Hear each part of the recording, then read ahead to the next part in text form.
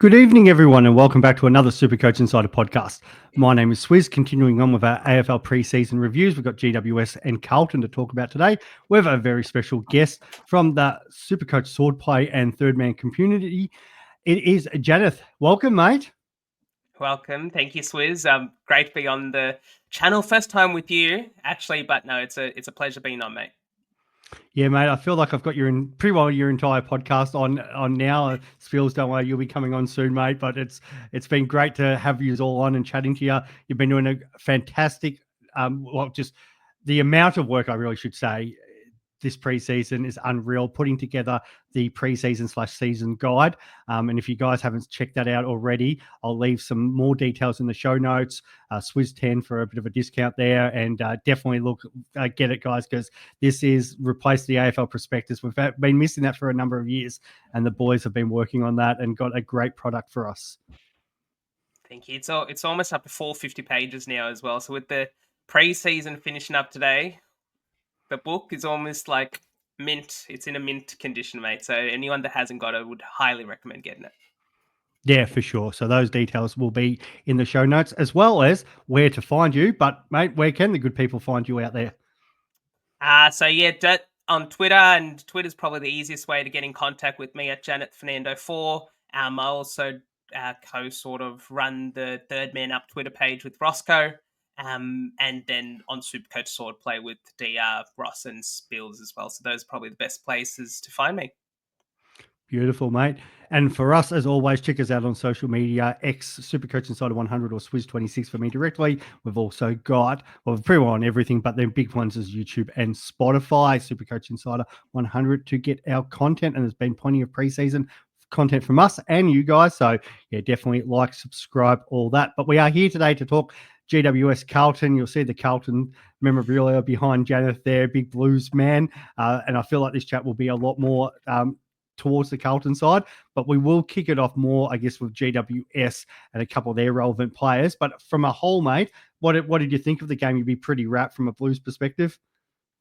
Look, we could have lost by 100 as long as there were no injuries. I would have been wrapped. That's sort of like with Jagger going down the previous week. It was just sort of deflating in a way. Like you build up this sort of expectation and this sort of hope, and then injuries, and it just sort of sucks. So when Mitch McGovern went down, it was sort of a bit like, just end the game now sort of thing. But look, he seems to be okay. The game as a whole, I thought GWS didn't quite come out as strongly as I thought they would, and it sort of did feel as though the game was over at quarter time and really couldn't really take much out of the rest of the game from a fantasy lens. But still, it was I would say the last three quarters still had some things that we would definitely look to talk about, particularly with some of the rookies from both clubs. Yeah, for sure. And that's the main thing. You want to get through injury with no injuries, but to see your team playing well and, taking a big step towards that first game, especially when you've got an opponent who is playing in round zero. So they are trying to get primed and ready to go. And we saw that with a lot of the round zero sides, that they were, playing their best sides, doing everything they can. So they're ready to go. And maybe then taking a few players off late in the game to sort of freshen them up. But the fact that the Blues were even in that situation able to come out and get such a head start, I think that's very positive and a great way to move into round one. Nah, for sure, mate. All right, we'll kick off with the Giants first. And we'll talk about their two. Well, there's one premium and one mid-price option, which both need to be looked at. The first one's Lachie Whitfield. I feel like he'd be a way more highly owned if he was not got that round two bye. I know, like, I've been throwing around the idea there I could go a Lions player, then try to go down to Whitfield. He did everything that we expect from Lachie Whitfield, and that was from only 70% time on ground. He still scored a 97. I think it's just going to be more of the same from him.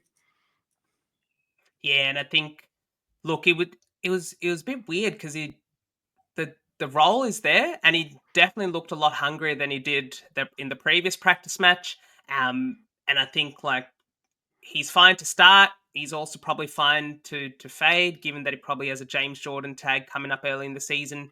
But if I was to compare, for instance, a Zork and a Whitfield right now, I was team Whitfield for a lot of the preseason, but with the fact that you play Richmond and I think it's West Coast in back-to-back rounds for Zorko, that just tips it over the edge at the start of the season. Yeah, no, I agree. And that's the hard thing to go say as Zorko or Whitfield, as you said, is that draw that continues to be very friendly to the Lions. But I know some people are looking at maybe doing the Zorko and the Whitfield double with Sheasel and just loading up because we don't have many defensive rookies. And I think that's a fine play too, because by all looks, Whitfield's going to be top 6 again. Nah, definitely agree with that, mate. The impressive one was the guy that stepped in as the M1 at GWS, and that was Finn Callahan. Just turned down. I feel like it was $17 million from the Saints.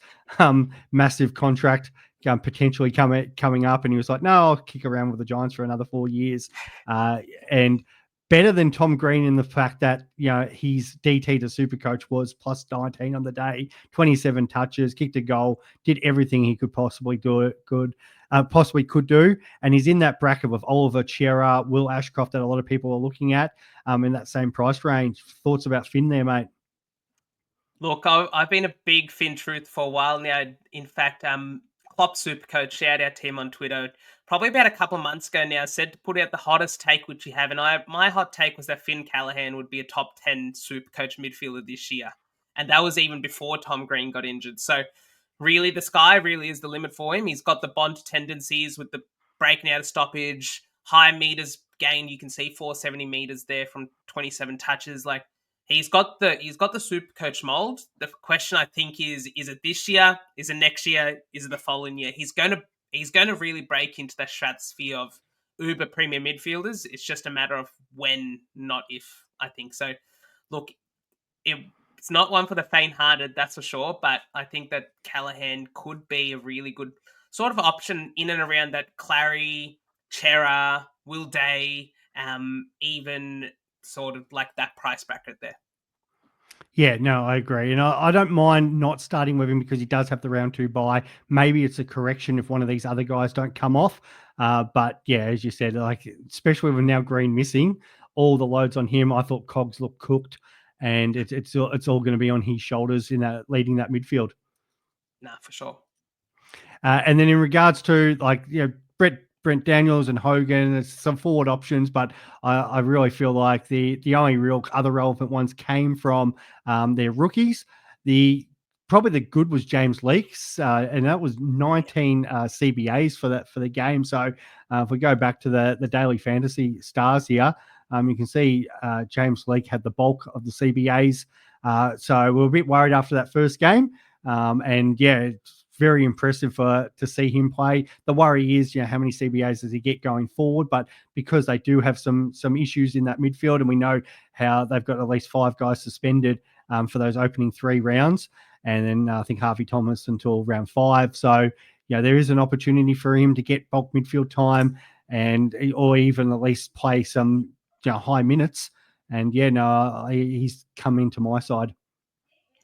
And I think one of the things we really need to consider is that positional scarcity in terms of your Supercoach defender rookies. Like, yes, maybe the Bo Allen minus 12 game is an anomaly, but it doesn't really fill you with much confidence at who to play at D6. But at least, with James Leake, if he's named in the round 1 team, playing Melbourne, he should have some level of a stable scoring floor.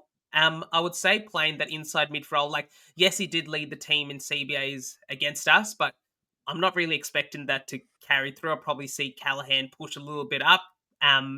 Why sort of spend tickets on the Rolls Royce straight up in a practice match? But let's really look and see how, or if Leak is named in round 1. And I think if he is, we sort of just have to go with him because we need someone to play at D6 unless you really go really heavy in the backline with your primos, with your mid-price, and just flesh out your entire backline with non-rookie players.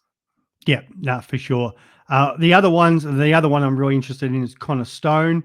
Naturally, you always want your rookies to kind of score higher and stuff, but 62 in that sort of role that he had, I think that's fine for a guy that's a pretty well basement price for us as an option there. As probably for most people, they're F8. Yeah, I was going to say on that with Stone, he was playing in that sort of distributor halfback role, but he was pushing up the ground a little bit as well. I don't know if it was sort of a structural change that with GWS down at halftime, whether they just moved him ahead of the ball. he didn't really stand out, and that's sort of one of the concerns which you really have is with rookies. You don't really need to see the score, but you just want to see them have glimpses, and I really didn't see that from Stone. I would say is one of the things as opposed to Leak. So yes, one to consider. But if I was, for instance, comparing Connor Stone and Joe Barry from Port Adelaide, what can that 23K difference do? That's sort of the question I'd be posing in terms of who to start at that F7, F8 spot.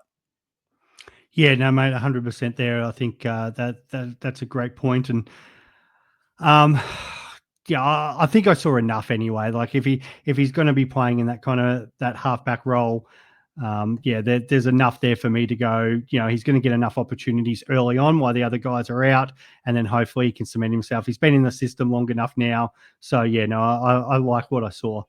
And there's a couple other rookies. Probably the one that we probably can cross off is Cody Angford. Unfortunately, probably didn't see enough for the game time, and that was always going to be the worry with him. Yeah, agreed there, mate. It was probably the glimpses from the first practice match against Sydney, sort of really elevated expectations, but when you don't play the time on ground that you need, really, he does scream like a sub candidate, whether it be green or red, and there's no real point in needing to take that kind of risk early in the season when cash generation is so vital. Exactly. Is there anybody from a GWS point of view that you also caught your eye? I know a couple of mates asked me about Lockie Ash and had potential to break out now that they've lost sort of Cumming, Pete Ling. But outside of that, or do you have anything else to add about Ash? Yeah, look, Ash is an interesting one. I haven't really considered him in my team personally. I think one of the issues with starting someone like an Ash is at 457K early buy, so it's a bit elevated compared to a Perriman who also has that early buy. There really doesn't appear much value. Even a Matt Roberts, like if it was between Matt Roberts and a Lockie Ash, I'd probably be leaning Roberts in that instance. Because they really need to be pushing the top 8 to 10 defender range to be considered at that price bracket in that 460K mark, and I just don't think Ash can push up into that level. And we often see with these preseason games, those distributors are made to look like the gold standard amongst Supercoach players because it's a much more uncontested game, and that sort of fits Lockie Ash to a T. Yep, 100%. All right, we'll move on to your boys here, mate. And there's a lot to talk about. Let's actually go the rookie path first, because up the top there, Lucas Camporelli, mate, that was very impressive for a first game. 500 meters gain, had the 20 touches, and did everything he could possibly do to put his hand up for round one. No, definitely. It was a very big surprise packet, actually, because if you were to ask me at the start of January who we would have on our wings, I probably would have said Blake Acres is locked in on one of the wings, and then a rotation of Matt Cottrell, Sam Doherty, and Jackson Binns even ahead of Lucas Camporeale. So the fact that Camporeale's really pushed himself into that round one mix in itself is saying a really good amount, especially now that he's ahead of Jackson Binns. It's fair to say that Binns was an emergency. Camporeale started and played amazingly. 20 touches, 8 marks, and he only went at 50%. So I think there's like really natural growth possible there because normally wingers are quite affected by foot. And I think I saw enough from Camporeale to say that if he's named in round one, with our early fixture playing Richmond and North Melbourne in those first 6 rounds, I think he could really have a spike score in some of the uncontested fashions of games that we may have. And so, yeah, definitely one to plonk in the midfield at M11 if he is named round one.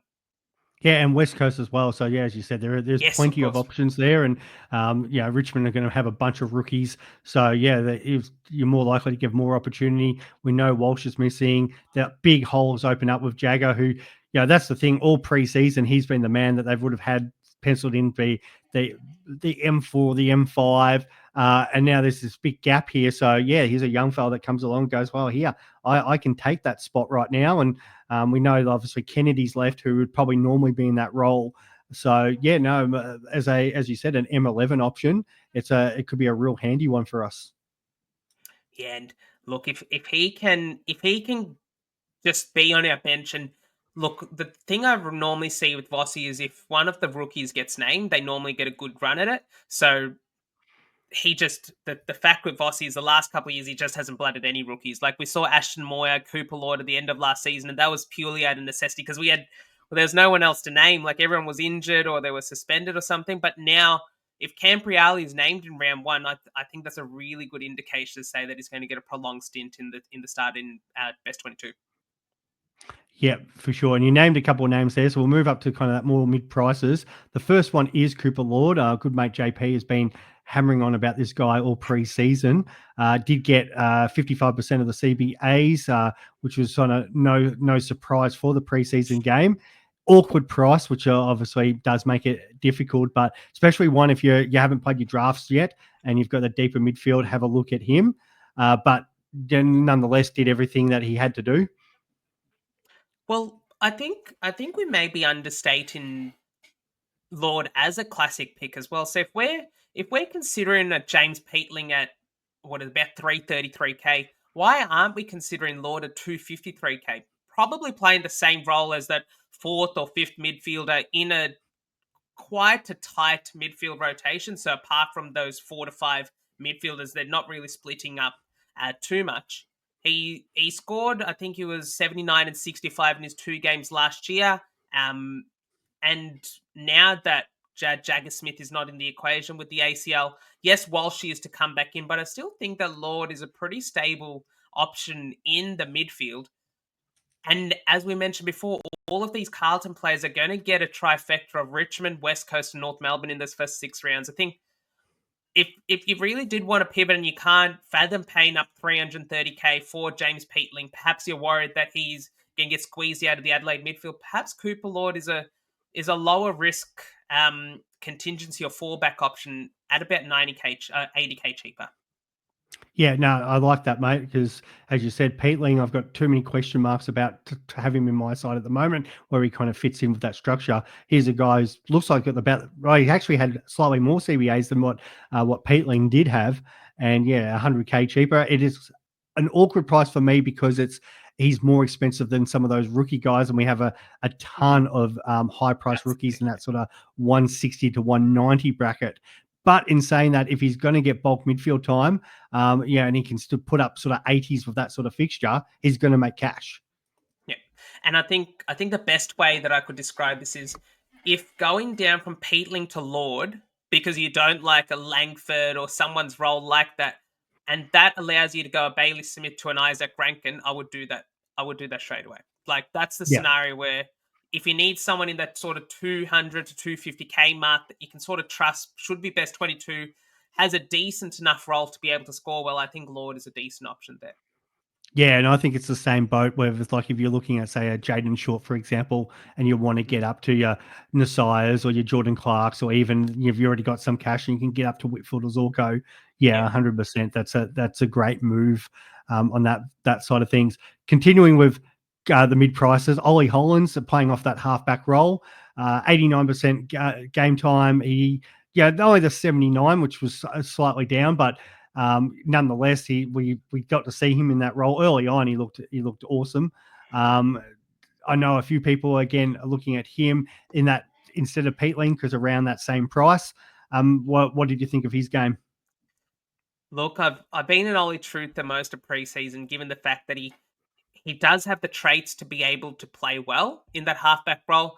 But one of the major concerns which I have for him that I didn't have with Nick Martin last year, so a lot of people may see the similarities there, is that Nick Martin had the kick-ins.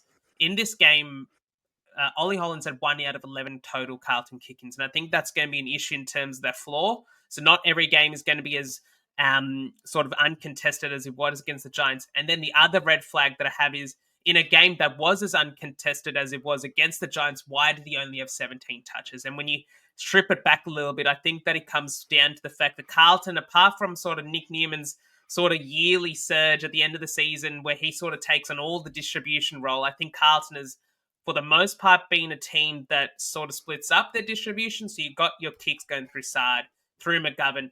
Jack Silvani was sort of playing a little bit in that role on the weekend as well.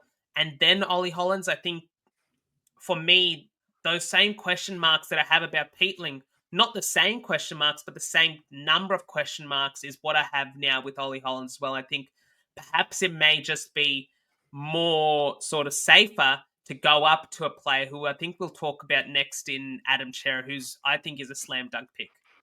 Yeah, well, you are right. We are moving up the list here, and this guy we definitely need to talk about.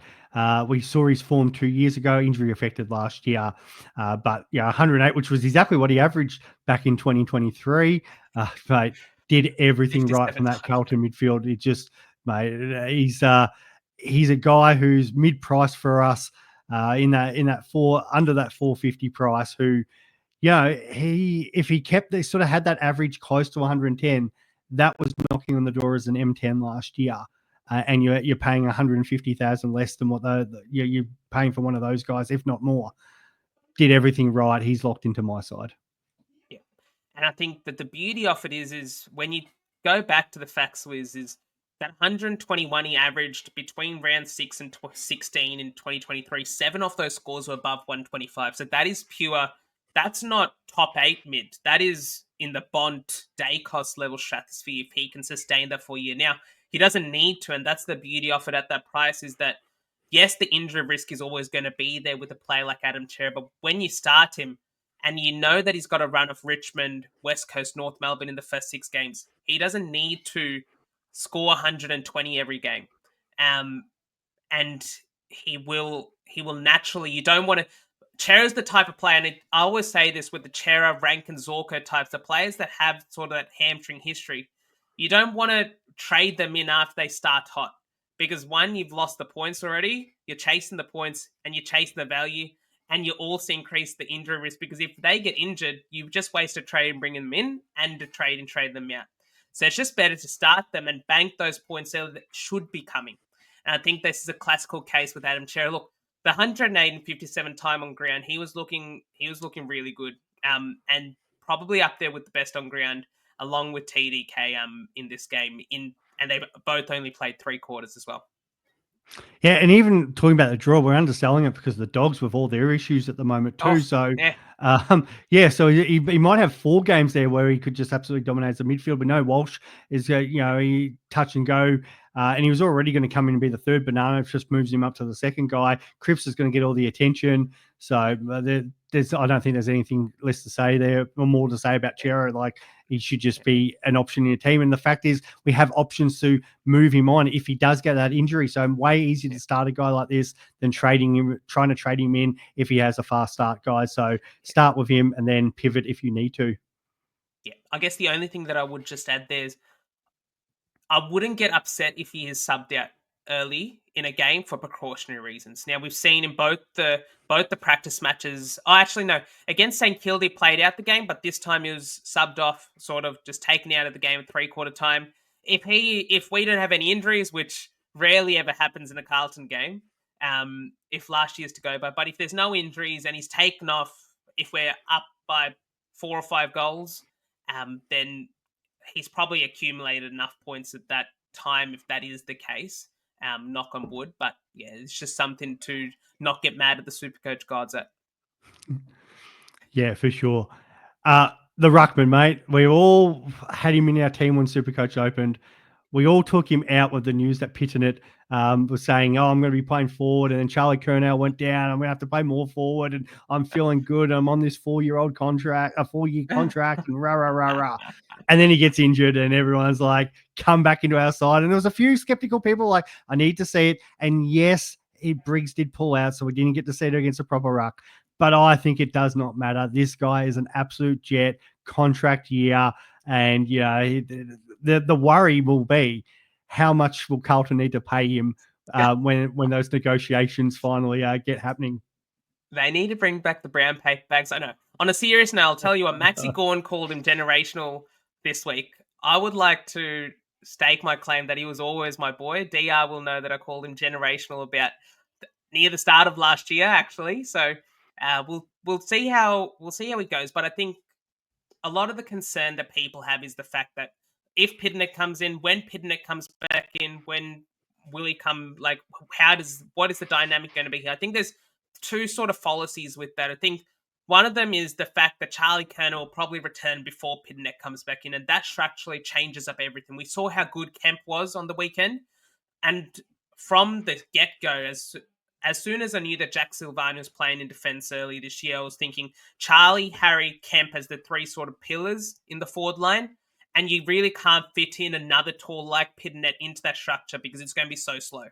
And so Harry to play that second ruck role, or even Jack Silvani, I don't think we'll go there given he just coming off an ACL. But in that instance, Pitternet doesn't even see the team.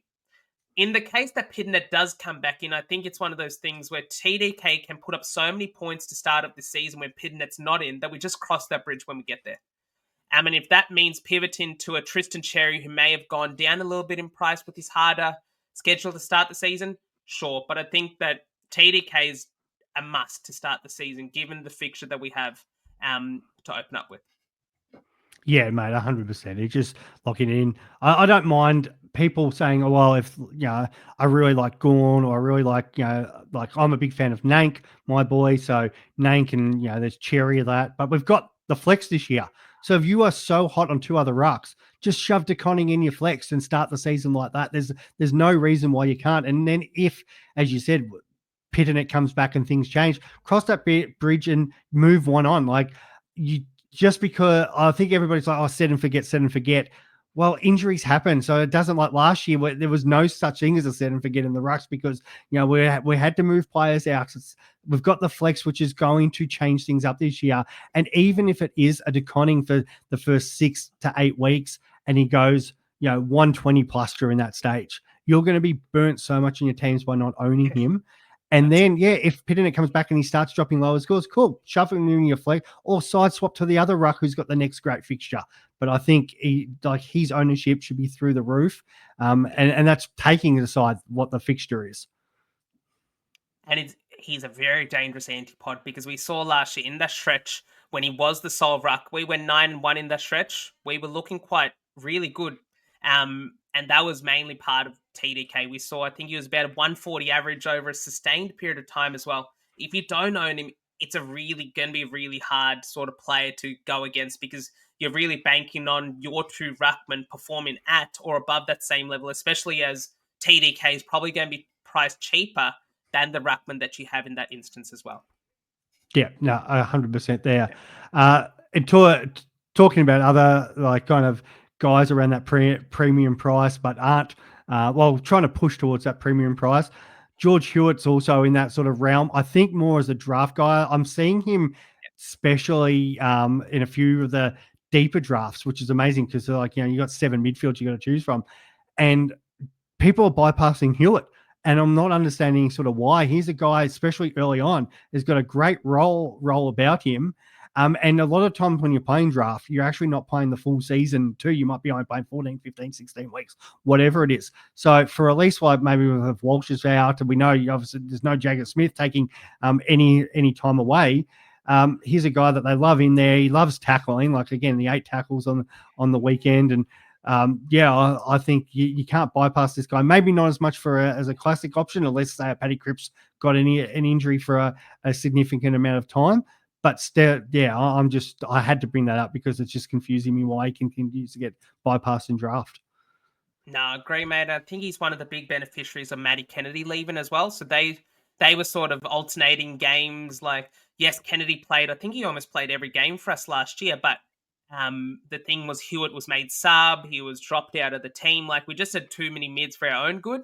But now with Kennedy gone, Hewitt should really step on. I really can't see. He's one of my top 4 mids CBA percentage-wise in sort of projections. And I really don't see a reason why he wouldn't play as a midfield because his secondary position is the bench. Really, he's a midfielder by trade. So, yeah, no, 100%. My only issue with the Blues, and I've been sort of trying to look at it from a classic side because of the friendly fixture up. I've got DeConning, I've got Chiara. I'm probably going to have Camporelli. I kind of want another one because it is really friendly. And I keep trying to look, and it's just like I was really hoping Harry Mackay was just going to come and go absolutely massive. But because we did see that fast start last year from him. Charlie's going to be a bit underdone. But I mean, the Blues are such an attacking team, and they're going to put up 100 plus points. So there's going to be forwards that are going to put up scores. It's just a question of trying to find maybe something like there's some sort of cheaper option or mid-pricer. I know a few people, again, in draft are going, well, Zach Williams is on a lot of money for a kind of guy who switched to a forward pocket. yeah, I'm going to throw him in because we know his best is good. But is there anybody there, mate? Is there anyone else that we can sort of Throw a go, dart. just I'll throw a dart, maybe? mate. I'll throw two darts actually. So Jack Silvani is probably the one that I think if he comes good in that role, I think he will be named round one. But he does feel like the sub risk because of the sort of lack of conditioning, only like the first full hit out this weekend. The one that's the proper dart throw is Jesse Motlop, 190,700 forward. Was primed to break out last year before he had this nagging sort of foot issue, and then he just couldn't get going last year. He was playing in the centre bounces last week against St Kilda. I don't think he had any on the weekend, but Vossi has said that he wants to move guys like Williams, Motlop, Durden, like Corey Durden through that midfield as sort of that spark factor, X factor through there. And when you've got Richmond, West Coast, North Melbourne in those first 6 games, and like you say, even the doggies, like you never know how they're going to go about without their captain. Possibly Motlop could just generate you 100K without even realizing, and that's enough. And you can move him on straight away. Because well, that's the thing, because that's what we're looking for. Any player that's like kind of mid-price or rookie, minimum's 100K. If we get more, it's a bonus, but that's the baseline. So sometimes I think we do bypass some players, even mid-prices, because we're like, well, they're not going to do much, and that's where that Cooper Lord chat comes in, going 250K. He's making at least 100K in that role that he's got. So don't kind of go discounting some of these guys, because with that fixture, you only need him for that first 6 or 7 weeks. And that might be the stepping stone to get you one up, one down. If 2 of your players make 100, 150K, bang, you've got your premium. Yeah.